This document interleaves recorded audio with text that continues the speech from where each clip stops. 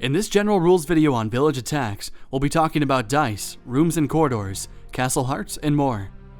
First up, these custom dice are the currency in village attacks. At the beginning of a monster's turn, all 6 custom dice are rolled. Let's go through each result. Melee, deal 1 damage to an enemy in your zone. Ranged, deal 1 damage to an enemy in an adjacent zone. Magic, used for spells and healing. Defense, block up to 2 points of damage from a single attack. Retaliate, deal equal damage to an enemy that successfully attacks you. Villager, advance a villager furthest from the castle heart 1 zone. If 3 dice of the same facing are ever rolled, those results may be rolled again if the player wishes.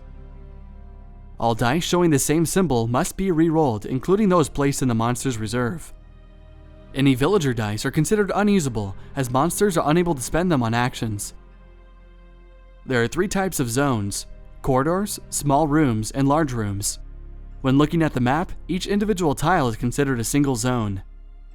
Monsters and villagers can see in straight lines, which matters for attacks and abilities. This town hero, for example, is not in line of sight with the lich, while this peasant is. As shown in the overview video, these rooms can have certain conditions applied to them. For example, in Mission 1, Courtyard 1 has a condition where monsters suffer 1 damage and burn if they end their turn in that zone. These are castle hearts. They must be protected throughout the game.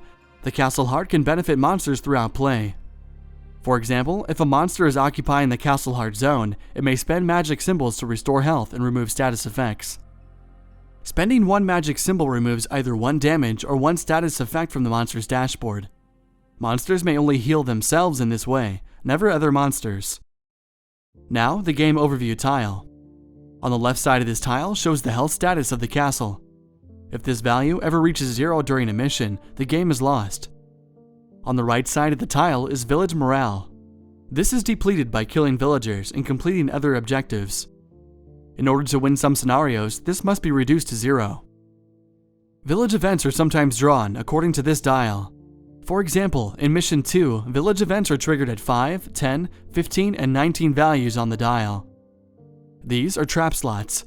A single card is dealt here during setup, and then 1 at the end of each game round. These are available for purchase. In order to place a trap, 3 conditions must be satisfied. First, it has to be that monster's turn. Second, they must be in a zone where the trap can be placed. This symbol means it can be placed in all rooms. This symbol means it can be placed in corridors. This symbol means the trap can be placed in large rooms. And this symbol means it can be placed in small rooms. Finally, the monster must be able to pay the cost of the trap. This is shown at the top of the trap card, and monsters purchase them with their dice results. Traps are triggered during the villager phase, after villager movement, and before new villagers are spawned.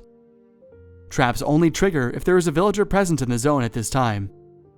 They will not trigger by villagers passing through the zone. Traps are triggered by all villagers, but only affect certain types.